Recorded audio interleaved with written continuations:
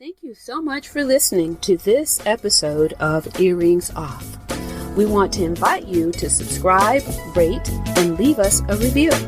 You can find us on Facebook at Earrings Off Podcast and on Instagram at The Earrings Off Podcast. Welcome to Earrings Off. I'm Lou. And I'm Teresa. Let's get started.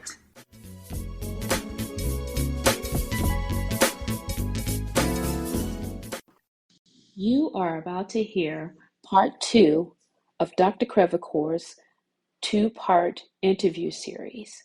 Not to worry, if you missed part 1, it's still available, and it is titled Thriving After Colon Cancer. We pick up the conversation with Dr. Crevecoeur sharing her homeschooling experience.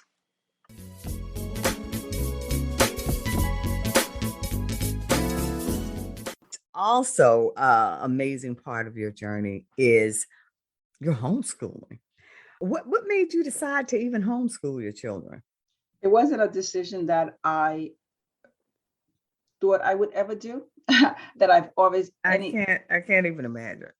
It was because when we lived in central Pennsylvania, being like one of the only Black family in the area, I felt that my kids were being kind of disrespected. I was being disrespected. When I spoke to the principal several times about how smart my kids are, and especially my oldest that was reading at 2, that shocked the nuts out of me. Whoa. He was just so dismissive, and I was telling my husband, this man is like, about 20, 30 years ago, especially when I was practicing, everybody, I think, in their field was held in a higher regard than they are now. Everybody's an expert now, and so nobody really puts doctors anything. Mm-hmm. But in those days, you walk in a room and he said, you're a doctor, people are very impressed. Right. And they'll at least want to listen to what you have to say. This man was the most dismissive person. And I was telling my husband, I've just never been treated like this before, and I'm telling him that, what could I do to help? And also, when I went to the library, it was a small Catholic school that was close to our home. And so when I was telling him, and I started volunteering at the library, so I started working part-time. And none of the books had any Black characters in them.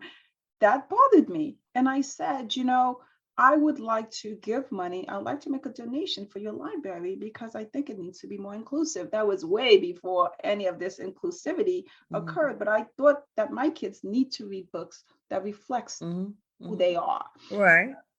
And he says, well, you could give money if you want, but we're going to use it where we see fit. So, yeah. And I, who would give up free money? Right. Right. If somebody goes to you and said, I'm willing to give you money for your podcast, but I want you to use it for such and such, fine. This is money that you didn't have. Right. Not exactly what you would want to do with it. But you say, well, I'm going to do with it what I want to do with it. You don't dictate to me what you want to do. So, these little comments day in and day out was just frustrating. But the main thing was that I felt that when I was telling him that my daughter is really smart, she's already doing this, she's already doing that, to me, he was like, oh yeah, we are right. Like, I believe that, or do I care about that? I don't know. And so I decided to take my kids out of that school. But before I did it, I wanted to check around other schools in the area. And every time I made an appointment to speak to the superintendent or to speak to the principal to be, what gifted programs do you have? What do you have? What could you offer? Because my kids are doing this already. They're doing that already. And I got this, well, we'll judge where your kids belong, or we'll do this. And so I just couldn't believe it. So when I had an argument with the principal the last time, I said, okay, I'm done. And when I took my kids out of school, I told my husband, I'm not going through this anymore. Leading up to that, my 3-year-old got injured by the babysitter. And that's another thing. My husband and I were both physicians, finding daycare, finding babysitters. All of that was so hard. We didn't have anyone in the area that we knew. We had just recently moved to the area, so we didn't have a lot of friends that we depended on. So that, along with the fact that I didn't think that the schools were doing a good job with my kids. So my husband and I, we sat down, and he said one of us have to quit their job after my son got injured, and we took him to the hospital. It was around the same time where the shaken baby syndrome was happening. And one of my best friend in medical school, her brother went through something similar. A babysitter had injured their child, and she was in the ICU, and the child wasn't taken to the ICU and was in a coma. She recovered and she did well, but still it was touch and go. And after hearing all this, I said, we can't continue. This was a nightmare. When I was with my patients, I was thinking about my kids, what they're going through. When I was with my kids, I was thinking about my patients. It was just unstable. And so when we decided to take the kids out of, for me to stay home for a while, it was never something that was supposed to be long. It was something that was supposed to be temporary until the kids got older, maybe middle school or so, and I would go back to work. I would still keep up with my practice. Like, I would still read my medical journals and make sure my board certification is up to date. But it was like a brief hiatus from my job. And so that's how it all started. My kids loved the idea when I told them that, Mom, really? Guys, yeah, they were little. I think they did well. And yes, I think I do deserve some credit, but at the same time, and this is why I tell everybody about the opportunity gap versus the achievement gap and everything else. The book wasn't written to pat me on the back and say, look at my kids, they did so great, they all went to the Ivy League. No, the book was written to show that giving the investment, the time, I think all Black kids could go to the Ivy League, and I feel like, and this is what people need to get from the book. Because when I started homeschool my kids, they were young and they didn't have the ills of society telling them how high a Black person is supposed to reach. They didn't have society saying that Black kids are only supposed to play basketball. My oldest son loves playing the piano. He writes music, and so they were able to develop into the person that they were meant to be. And that is something that people, especially white person, would not understand this, that you could be whoever you want to be and really mean it without having to think of what society expects you to think, because it gets intertwined in your head. Right. And even when I wanted to become a doctor, I think what helped me, because there was a few teachers that told me, oh no, don't even bother becoming a doctor. You should be a nurse. You should be, really? Don't aim that high. Even though I was like a straight A student, don't aim that high. And at times I started questioning myself too, because should I be aiming that high? And what I tell people that help my family is that we were born in Haiti. What helps with that is my uncles were already doctors. We already had Black, our country may be poor, true, but we had those. So I knew that I could do it here. Maybe I don't have the finance, but it's not like I don't have the intelligence, And so I think that's what helped us, because we didn't let society tell us what was Black or what a Black person was capable of. And I think that's what helped my kids. So they were so innocent. And the book that I'm reading, Why Does All the Black Kids Sit in the Cafeteria Together? Oh my God, that is such a beautiful book. And everything she writes, Dr. Tatum, I can believe her name is. Okay, what's the name of the book again? Why Does All the Black Kids? Oh, I have it right here. Why are all the Black kids sitting together in the cafeteria? Dr. Beverly Tatum. And she nails it, because a lot of times I was either the only Black kid in the school, especially when we first moved to Brooklyn here, when I was growing up. Then later on in medical school, we all sat together, and the experience that we go through as Black people, we need to affirm each other that we're strong and we could do this, because all of the pressures that we have on us telling us that we can't. Well, wow. And you know what, Doctor, that that's a discussion I've had recently with my 36-year-old son. He has a daughter who's 3, and I keep trying to talk to him about, okay, when's she going to go into some kind of program? And my daughter-in-law is a stay-at-home mom, and he says, Mom, I'm not ready for her to get in an environment where people tell her what she can't do. He said, you know how smart she is, and you know how capable she is.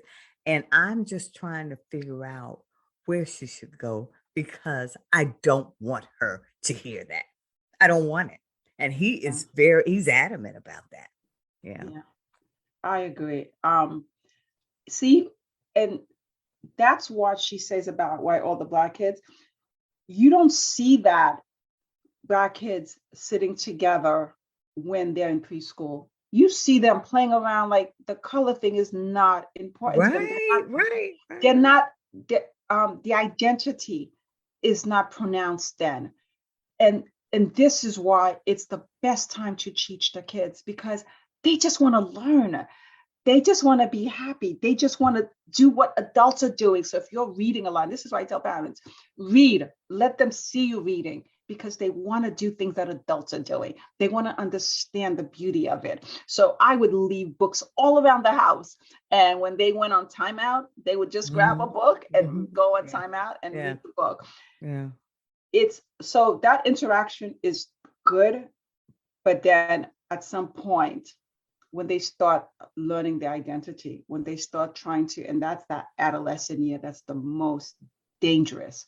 And if you don't constantly talk to your Black kids about themselves and what they could be, I think that's when we lose them. I was about to say exactly. That's when we lose them. And it is so sad. And, you feel so helpless as a parent when you're watching this, particularly when, like you, I too advocated for my Black son in a school system. And you feel, even in outside of that environment, you feel like you've accomplished and you're being heard, and you work in positions where you're having to advocate for yourself and others. And so that you have a certain level of skills in communicating what your needs may be, what you expect to hear, and then you're dismissed. Yes. When you enter those halls, and you're basically being told, well, nah, that's not, no. I know best, and you will follow the rules that I set in place. Yeah. And that's very unfortunate. And that had a lot to do with the election in Virginia that happened, because parents were upset about that, rightly so. And I've heard the defense of teachers, because teachers are professionals, and I agree. However, as a physician, I've had patients come in to tell me, I would rather this procedure because this and this and that, and I'm active, especially like bladder repair. That happens a lot in women. Like, if I'm not going to be that active, and I tell them, there's several things that we could do here, but I want your input. So I'm not going to tell a patient, this is what I think you should do, and I don't want to hear anything about you. Like, I'm the doctor, and so no one would like this. Why do teachers feel like we like that? And so, as much I am part of the school board now, and kudos to you for that. I saw that. I was like, what? Thank you. So I do understand the teacher's point of view, but at the same time, I feel like we should be heard, and our kids are different.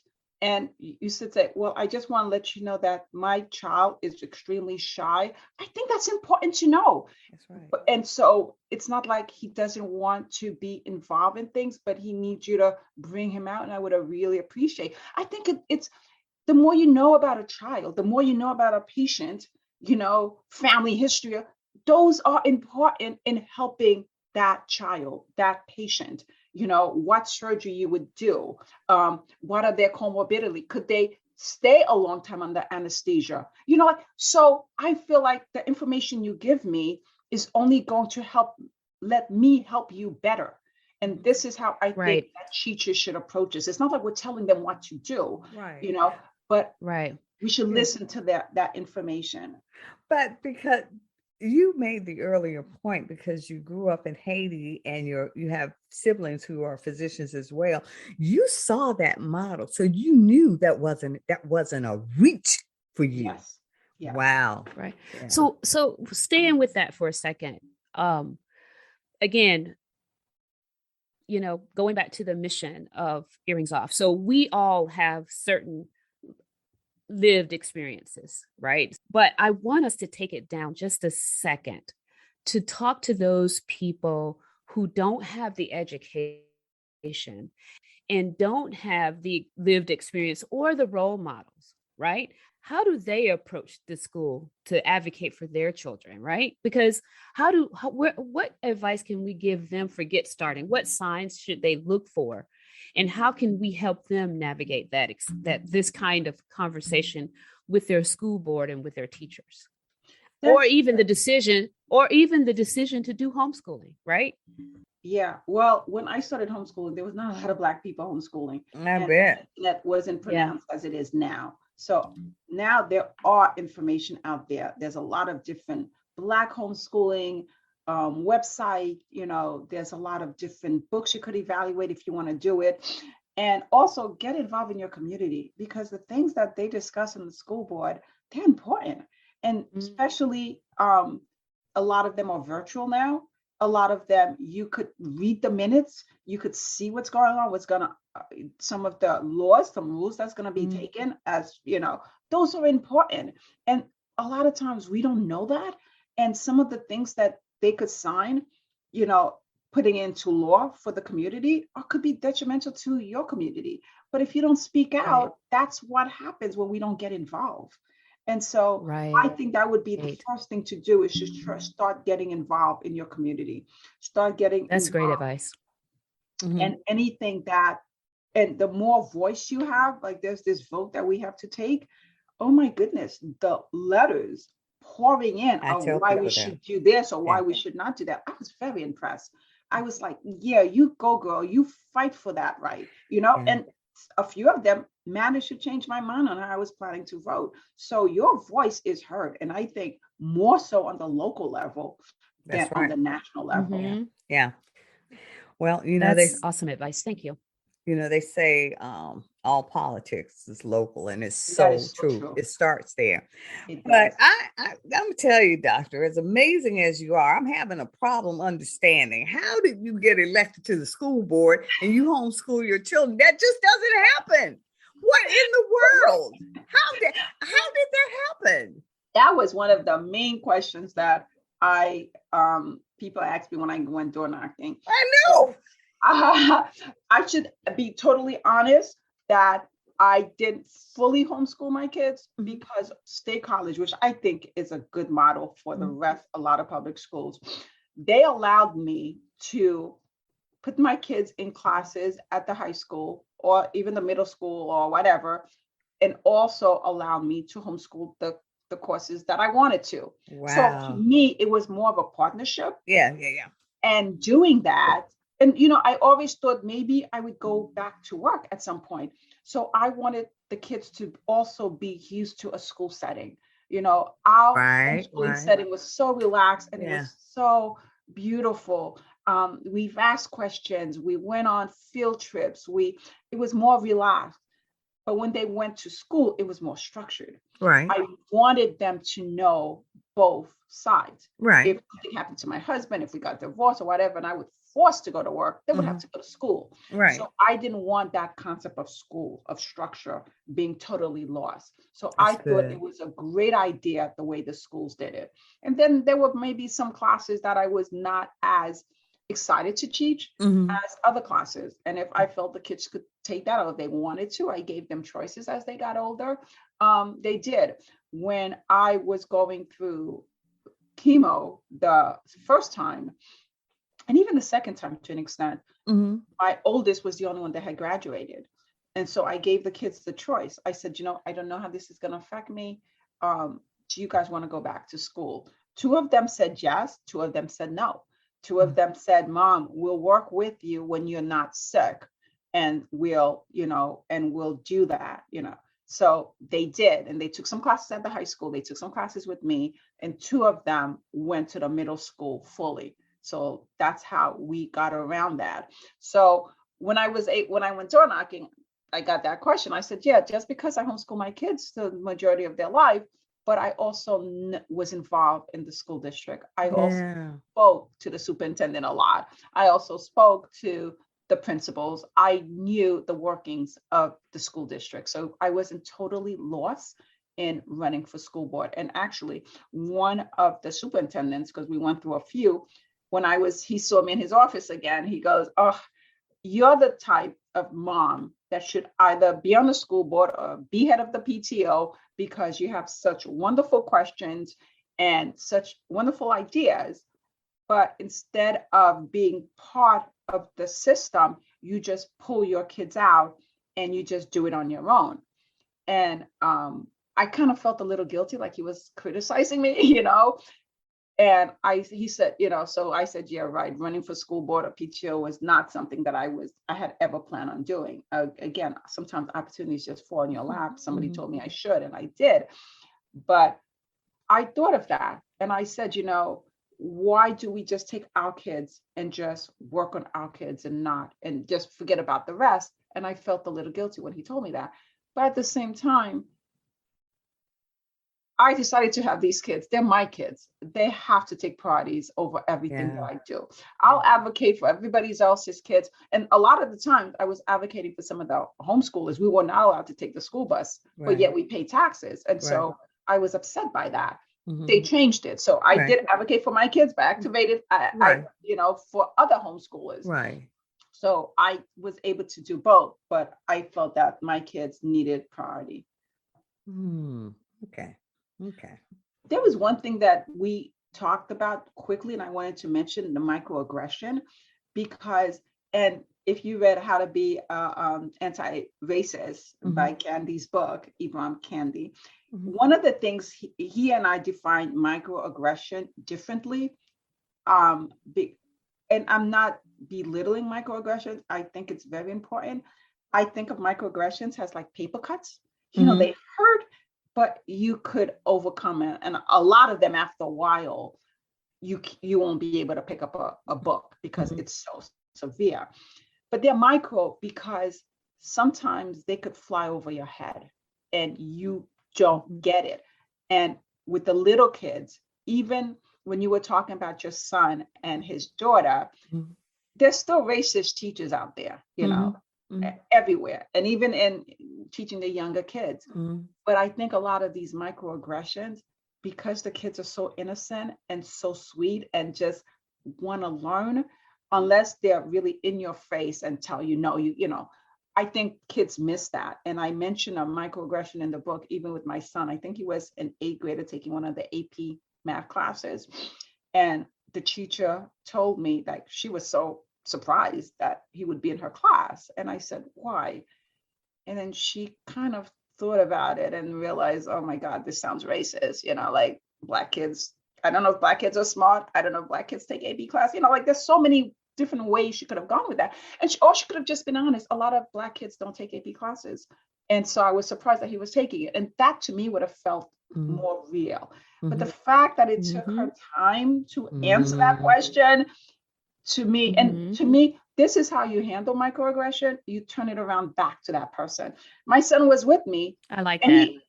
He completely missed it. It went over his head. And this is why I call it microaggressions, because if they call you the N-word or that, it's in your face. There's no doubt about it. The microaggressions, you gotta listen for it. After a while, it starts eating on you, your subconscious, especially when you're older, but when they're younger, you could still send them to school, and hopefully their microaggression just goes over their head because they're not understanding that. But you're going to have racist teacher and racist cops and everything in just about every field. And this is why we need to talk to our kids about this. And unfortunately, this is why our kids are sometimes don't have their full childhood. And I think this is why I like the homeschooling, because I think I allowed them to be children more longer. And then when the Trayvon Martin murder occurred, that's when all Black mothers stop to tell their Black kids the reality, because we don't want our kids to be murdered in the streets. And that's when growing up, being a kid stops for our kids. Right. Wow. Doctor, what advice then? Do you have any advice for somebody planning to run for school board? Because I agree. I absolutely know what you were saying is true, because I used to work, be a chief of staff for the city council here in Richmond. And I used to tell people what you just said: write a letter, show up at the meeting. Those are the actions that have a lot of impact on elected officials. And people, they need to understand, you can't minimize that. They respond to that constant communication to let them know, no, I don't want that stoplight here. No, I don't want that policy change. And so what advice would you give to somebody who's thinking about running for the school board? I think that you really need to plan it out, because your life could be an open book. I always tell people I'm an introvert. I don't really go out there, but that has to I'm still kind of an introvert, but I'm not afraid of speaking up when I have to. So just know that is something that you're going to need to do. And if you don't think you could do that, politics, even at the local level, could be dirty. It's very dirty. And well, I didn't think it can be on the local level. I thought it was something, the senators and everything else. No, even the local level. So if you're not ready for that, you could be in for a rude awakening. Once you know why you want to run, and you got to have a reason. And once, because especially while you're campaigning, things are going to be thrown at you. Questions are going to be thrown at you. And you got to know why you're doing this. I love kids. I love education. I really want to make a difference. Just because my kids are all gone and grown, I want to give back to that community. And so that is my goal. That is my focus. And I'll do whatever I can. And I think when people see that honesty of why you want to do something, they will believe in you. And I made a mistake when I was saying about the number of kids that died during the pandemic, because we were having this mass debate and stuff like that. That was the questions I was asked. So I overestimated the numbers. And somebody called me out on that later on, a week or so ago. I went back on another radio show to apologize for saying, and only one person called me out on that. And I don't know if anybody else picked it up. But one time that they see that you lied, you could make a mistake and fess up to your mistake. But if you don't, and like, oh God, I hope no one else heard that. No, you made a mistake. You need to fess up to it. You need to be honest about it. And that way people will believe in you. And so that's right. So you need to be honest. Once you know why you're running, you're going to be honest. You know that you may be attacked. So you can't have thin skin in this. And you're doing this for your community. I think even when you're attacked, the community will stand by you. And so I had a lot of votes. The Black community just came out overwhelmingly supporting me. This is like about an 85% white school district. We have about a 3% Black. We have about 8% Asian. And we have about, I think, 5% mixed race. So it was impressive. So I had to go door knocking on every vote I could. You know, just all the Black people voting for me would not make me win. So now, how many people do you have on the school board there? We have 10 people. The superintendent makes the 10th, but he's a non-voting member. And so how many Blacks are on that board? Is it I'm just the you? only one. Wow. I'm the first one. So they have this article in the paper about us. Right. Congratulations. Yeah, amazing. So then how did you even get on the ballot? Was that the hard part, going door to door to get the required signatures? Or how does that work? Did you have folks to help you with that to even start that process? Yeah, one of my good friends, Grace, she's a art professor. She retired, and I just called her and I said, I'm thinking of running for school board, and I would like you to be my chairperson. And she says, I'm on it.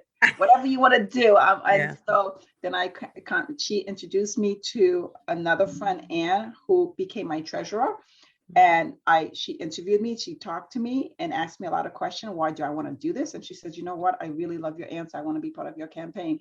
And the three of us, I mean, for the things we did for the community to get to know us, it was amazing. It's a lot of work. It's a lot. That's why I'm impressed. I tell people, to know what you're getting into, but sometimes it's not always the best advice because it scares you. When you look at what you have to do, medical school was, especially not having the money and sometimes going to bed hungry and still having to do anatomy exams and study cadavers at 2:00 in the morning because I had to do EKGs in the hospital while all my other friends didn't have to do that. Those were some hard times. I'm looking back, I'm thinking, oh my God, I don't believe I did that. The cancer thing, the first time around, you think you could do this, you're strong, you don't know what it involves. The second time around, you're thinking, oh my God. So school board, I'm thinking, okay. And that was all before the mask mandate and the CRT. So I'm thinking, I could do this. My kids are grown. I want to give back to my community.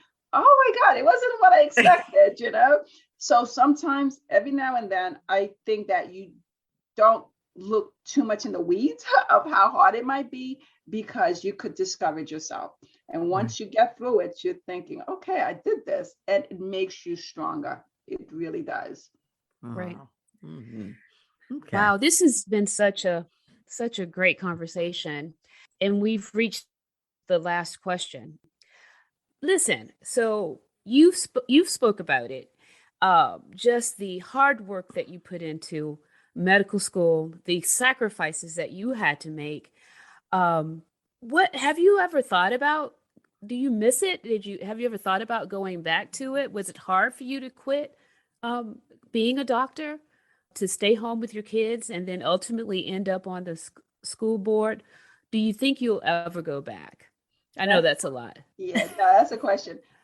Because I was a surgeon and because of the neuropathy, that's something and that I can't really do surgery and think that everything's going to be okay. Especially doing breast exam on women. I picked up a lot of breast exam because I really took the time to really feel any of the glands. And with my neuropathy, you can't do that. You can't really feel it because it's needles. And, even when I'm out in my garden, I love my garden. I love my tomatoes and everything else, but I am so cautious about my feet because diabetic foot, diabetic neuropathy, that's real. And because I'm always having pins and needles that I've learned to deal with, sometimes you don't really feel when you get a cut.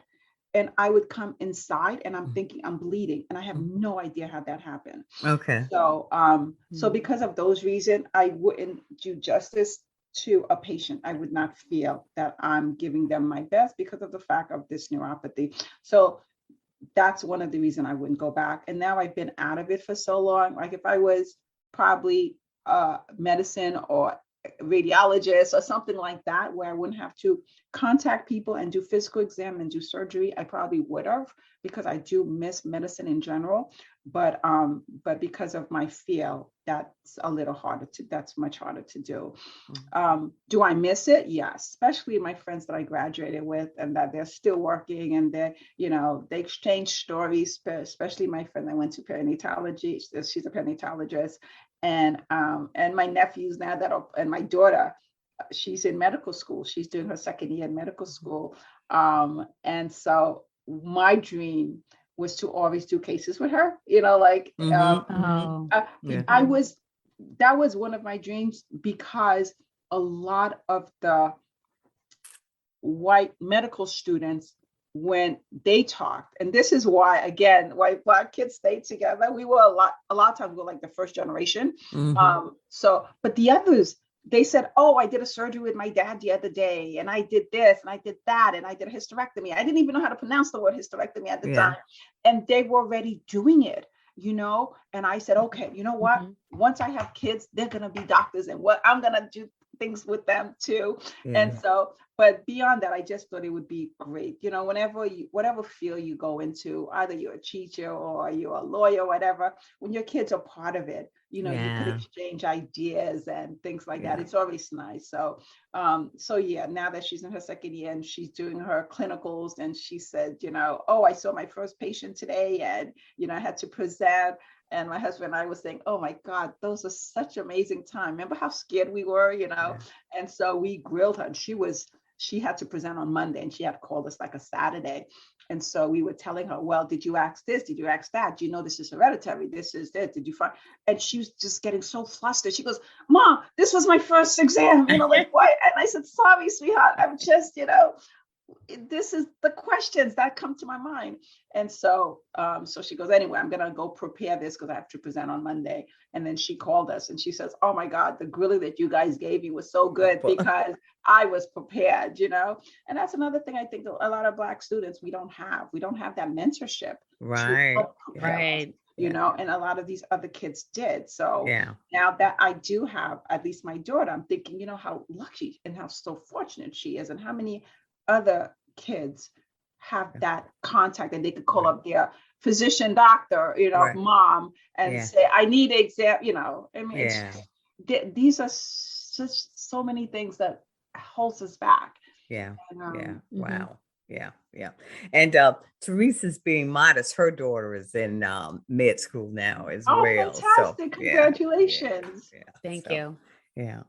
And so Doctor, I know you don't want to brag, but now where your kids have all finished school or in college. So where did they end up going from your homeschooling? Okay. My oldest, Danielle, went to Harvard. And basically she started this Ivy League stuff. Then Michael, my musician, I call him in my book, he went to MIT. Wow. Has a lot of computer stuff, AI. My middle child, Nick and Joey are so fascinating. I think they kind of take up that whole book with that sibling rivalry, because that happens too. I mean, you're trying to homeschool, you're trying to educate your kids in manners and civility.